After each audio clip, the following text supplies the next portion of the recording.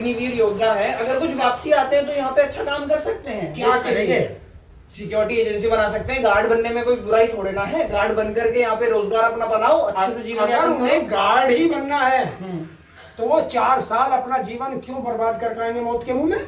नहीं, वो तो देश की सेवा करने जाएंगे ना 4 साल। 4 साल में देश की सेवा होती है ना? ताकि ज्यादा लोगों को मौका मिले। कहाँ हो तो 4 साल के वो क्यों सियाचिन के बॉर्डर पे जाएगा? क्यों पाकिस्तान के बॉर्डर पे रहेगा वो? कि जहाँ वो मर जाए, उसकी मौत आ जाए, वो क्यों जाएगा? नहीं, क्या बुराई है इसमें? अगर देश के लिए 2 साल 5 साल अच्छा, एक काम करो ना। हाँ। देश का नेता जब बनेगा, सांसद विधायक का चुनाव जब लड़ेगा, जब वो 4 साल अग्निवीर में रह पाएगा, ऐसा कर दो। अच्छा, ये भी नहीं इसकी ये ला दो, पता चल जाएगा। एक नहीं जाए, एक नहीं जाए। अरे ऐसे बनो ना जैसे देश के नाना पाटेकर है। जब कारगिल युद्ध हुआ था, उसने अपने आप को कहा था कि मैं जाऊंगा, क्योंकि मैंने ट्रेनिंग वगैरह ले रखी है कमांडो की। तो जो वहाँ के आर्मी चीफ थे, उन्होंने कहा नहीं, आप सिविलियन हैं, आप नहीं जा सकते। बोला मैं कैसे जा सकता हूँ देश की सेवा में? बोला आपको जो है रक्षा मंत्री अलाउ कर सकते हैं। तो उस समय के जो रक्षा मंत्री थे, उनसे अलाउ करा करके वो गया था उसमें लड़ाई में, और वो अलग अलग जगह रहा है। तो ऐसे बन के दिखाओ ना।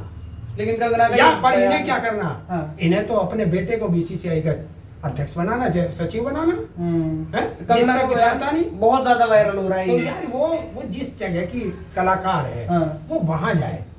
वो राजनीति में क्या करेगी? बताओ क्या करेगी राजनीति में? राजनीति में अब जैसे कलाकारी में कपड़े पहन के आई, क्या ऐसे संसद में कपड़े पहन के जाएगी वो? नहीं जाएगी। क्यों?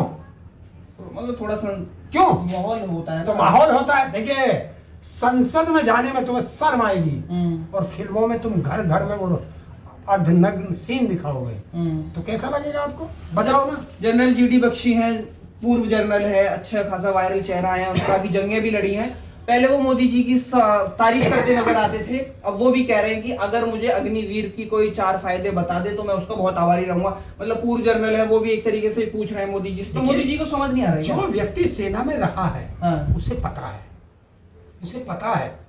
जब तुम्हें पता है कि 4 साल बाद तुम्हें कुछ नहीं मिलना है, तो तुम अपने आप को क्यों झोंकोगे? पहले सेना में जो बच्चे जाते थे, वो इसलिए जाते थे कि मेरी हसरत है कि मैं वर्दी पहनूं, मेरी हसरत है कि मैं देश के लिए लड़ूं, और अगर मुझे वहां कुछ हो गया तो मेरे माँ बाप को, मेरे परिवार को इतनी चीज सुविधाएं मिल जाएंगी कि मेरे परिवार का, मेरे माँ बाप का जीवन यापन ठीक से कट अच्छा हो जाएगा, ठीक से कट जाएगा। अब पता है माँ बाप को भी कि बेटा वहां जा रहा है, मर जाएगा, कुछ नहीं होगा।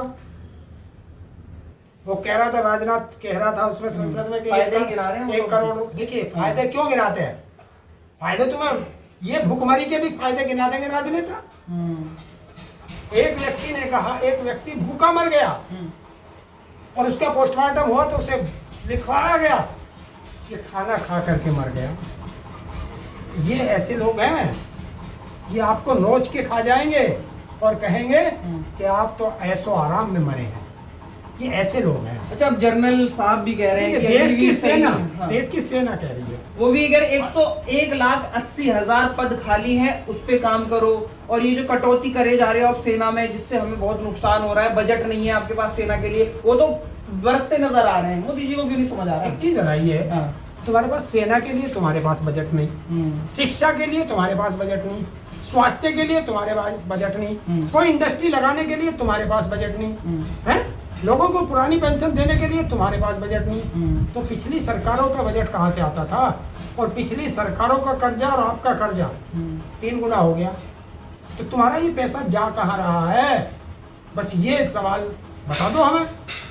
और अगर हम सेना को बजट नहीं दे सकते, स्वास्थ्य में बजट नहीं दे सकते, शिक्षा में बजट नहीं दे सकते, रोजगार में बजट नहीं दे सकते, तो फिर तुम यहाँ काहे के हराम गुट्ठों के लिए प्रधानमंत्री या मंत्री बने बैठे हो? और एक चीज और है, अगर सुरक्षा मुझे नहीं तो इन मंत्रियों को सुरक्षा क्यों है? कौन मार रहा है इन्हें? काहे की इन्हें सुरक्षा चाहिए? देश में किसी को सुरक्षा नहीं होनी चाहिए। जिसको सुरक्षा लेनी हो वो विदेश चला जाए। अच्छा, एक बात और बता दें कि भैया हर साल 60,000 भर्ती होती थी, अब अग्निवीर योजना में 43,000 होनी है, जिसमें 25% लोग रुकेंगे और सारे वापसी हो जाएंगे। तो हर साल 60,000 होना, लोग कहते थे कि देश प्रेम बढ़ेगा, ये और होगा, इस चीज को कैसे देख रहे हो? 43 कर दिए, उसमें भी सारे वापसी आ जाएंगे। ये जिस देश की और सेना, मोदी जी अभी फायदे के नाम जिस देश की सेना कमजोर होगी उस देश की सीमाएं कमजोर होंगी। हाँ, चीन अंदर भी आ गया। उस देश की सीमाएं कमजोर होंगी और वो देश गुलामियत की तरफ जाएगा। और ये इसी तरह ले जा रहे हैं। आप कभी भी देख लेना, देश का प्रधानमंत्री चीन पे नहीं बोल सकता। क्यों नहीं बोलता चीन पे? जब मनमोहन सिंह प्रधानमंत्री थे, यही नरेंद्र मोदी कहता था कि चीन को लाल आंख क्यों नहीं दिखाते हो। और 2014 से लेके आज तक नरेंद्र मोदी की जुबान पर एक बार भी चीन शब्द नहीं आया।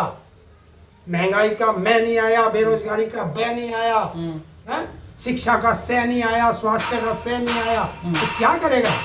सिर्फ अडानी अंबानी, अडानी अंबानी, अडानी अंबानी। क्या लग रहा है, साजिश है सेना को कमजोर करने की? देखिए, बिल्कुल साजिश है। मैं तो साजिश कहूंगा और ये देश के प्रधानमंत्री की साजिश है। वो कह रहे हैं हमने अलग अलग जगह से लिया है। राजनाथ खड़ा होकर संसद में कहता है कि हाँ, ये तो कई देशों में चल रही है। अमेरिका का उन्होंने जवाब दिया। अमेरिका की जनसंख्या इतनी नहीं है जितनी हमारे उत्तर प्रदेश की है। दूसरी चीज, अमेरिका की सेना को जो सुविधाएं हैं वो भारत की सेना को दे दो सुविधाएं। अमेरिका में जो किसानों को सुविधाएं हैं वो भारत के किसानों को दे दो सुविधाएं। अमेरिका में जो बच्चों को सुविधाएं हैं, शिक्षा में, स्वास्थ्य में, पढ़ाई में, बेरोजगारी में, वो सुविधाएं भारत के बच्चों को दे दो। क्यों नहीं दे रहे आप? जो चीज तुम्हें पसंद है उसमें तुम विदेश घुसेड़ देते हो और जो चीज देश की जनता को पसंद है उसमें तुम हिंदुस्तान को घुसेड़। लगातार सैनिकों पे हमला हो रहा है और मीडिया दिखा रही है कि चीन से ज्यादा इज्जत रूस में मोदी जी को मिल रही है। देखिए, कौन कह रहा है इज्जत मिल रही है? मीडिया कह रही है। मीडिया दिखा रही है। देखिए, मीडिया को दिखाने का पहले हम कितना मीडिया में देखते थे। देश का प्रधानमंत्री जब भी कोई विदेश जाता था तो मीडिया से बात करता था, हैं जी। ये दलाल मीडिया, इनसे कोई बात तो करता नहीं। इन्हें तो पैसे दे रखे हैं, इनको पैसे दे रखे हैं। जो वहाँ लोग हैं ताली पीटने वाले, वो प्रायोजित होते हैं, वे लोग हैं। लगातार हमले को कैसे देखते हो? लेकिन जो हमारी सेना पे हमला हो रहा है, अभी आप देख रहे हो कितने हमारे सैनिक एक्सपायर हो रहे हैं, शहीद हो रहे हैं। क्या उनके बारे में कोई मीडिया बोल रहा है? तो ये है देश को बर्बाद करने का तरीका। अगर इस देश का सबसे बड़ा गद्दार कोई है तो राजनेताओं से पहले ये मीडिया देश की गद्दार है।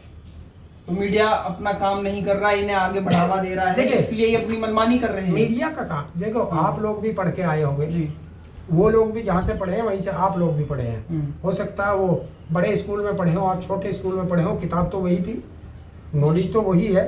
2 और 2 4 वहाँ सिखाए जाते हैं, 2 और 2 4 यहाँ सिखाए जाते हैं। तो जहाँ वे पढ़ के आए हैं वहीं आप पढ़ के आए हो। जर्नलिज्म का पहला सबक क्या है? जनता की बात सरकार से उठाना, सरकार के मुद्दों पर सरकार से सवाल करना और सरकार को उसकी गलत नीतियों पे आईना दिखाना, यही तो है। और वहाँ चरण वंदना करना। मोदी जी, आप कौन सा टॉनिक लेते हैं, आप क्या खाते हैं, क्या पीते हैं, ये सवाल मीडिया के हैं। मीडिया के सवाल थे कि जब तुमने जम्मू कश्मीर में आतंकवाद की कमर तोड़ दी तो आज फिर हमारे सेनाओं पर कैसे हमले हो रहे हैं, बसों पे कैसे हमले हो रहे हैं, कैसे हमारे सैनिकों के शव जो हैं ताबूत में आ रहे हैं, कैसे तिरंगे में लिपट के आ रहे हैं। फिर तुमने कहाँ कमर तोड़ी?